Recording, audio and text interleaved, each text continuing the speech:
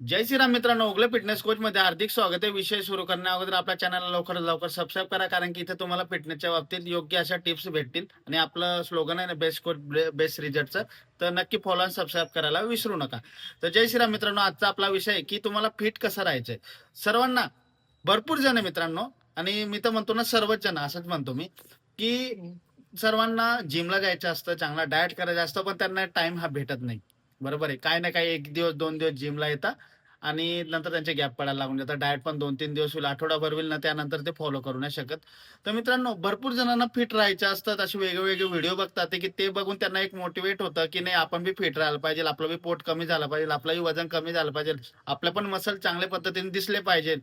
ते त्यांना फील होतं. पण मित्रांनो, ते फिट राहू शकत नाही, कारण की त्यांच्या कामाची मुळे ते इतके व्यस्त असतात की त्या गोष्टी ते करू शकत नाही. तर मित्रांनो, पण मी तुम्हाला आज सांगणार आहे, तुम्हाला जर फिट राहायचं असेल ना, तर मी तुम्हाला 3 अशा गोष्टी सांगणार आहे की ते तुम्ही घरच्या घरी करू शकतात, आणि त्याने तुम्हाला 100% रिझल्ट भेटणार आहे मित्रांनो.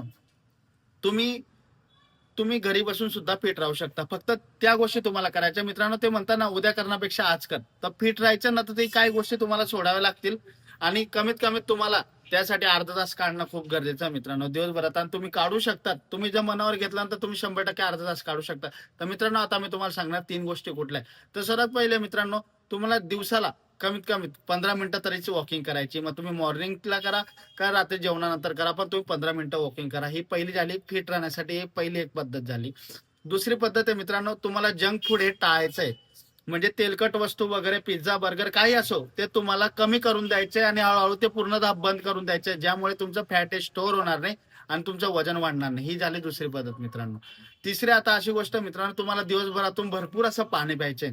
तुमच्या एक नियम प्रमाणे मी सांगतो, रेग्युलर कमीत कमी 2.5 ते 3 लिटर तुम्हाला दिवसातून पाणी प्यायचं. आणि वजनाच्या हिशोबाने पकडलं, प्रत्येकाच्या वजनाच्या हिशोबाने वेगळ्या वेगळ्या पद्धतीने पाण्याची मात्रा असते. पण मित्रांनो, तुम्हाला दिवसभरातून कमीत कमी 2.5 ते 3 लिटर किंवा 4 लिटर पर्यंत हे पाणी प्यायचं आहे मित्रांनो. ही झाली तिसरी पद्धत. या तिन्ही गोष्टी जर तुम्ही करणार ना, दिवसातून 15 मिनिटं चालणं, सकाळ असो का रात्री असो, त्यानंतर तुम्हाला मित्रांनो दिवसभरात पाणी 2.5 ते 3 लिटर, 4 लिटर पर्यंत पाणी प्यायचं. आणि तिसरी मित्रांनो, जे दुसरं मी सांगितलं ते आता तिसरं सांगतोय, की तुम्हाला जंक फूड हे टाळायचं आहे मित्रांनो. कारण की तेलकट वगैरे या वस्तू तुम्हाला बंद करून द्यायच्या, ज्याने तुमचं फॅट स्टोअर होणार नाही आणि वजन वाढणार नाही. तर मित्रांनो, या तिन्ही गोष्टी ठेवायच्या, तुम्ही 100% फिट राहणार मित्रांनो. एक लक्षात ठेवा. आणि हळूहळू सवय लागते, म्हणून उद्या करण्यापेक्षा आजपासून तुम्ही सुरुवात करा आणि फिट राहा. आणि याचा फायदा तुम्हाला काही महिन्यामध्ये, काही वर्षामध्ये 100% दिसेल मित्रांनो. म्हणून तुम्हाला जर फिट राहायचं ना, तर तुम्ही घरच्या घरी ह्या गोष्टी करू शकतात. फक्त तुम्हाला अर्धा तास काढायचा आहे आणि या गोष्टी तुमच्या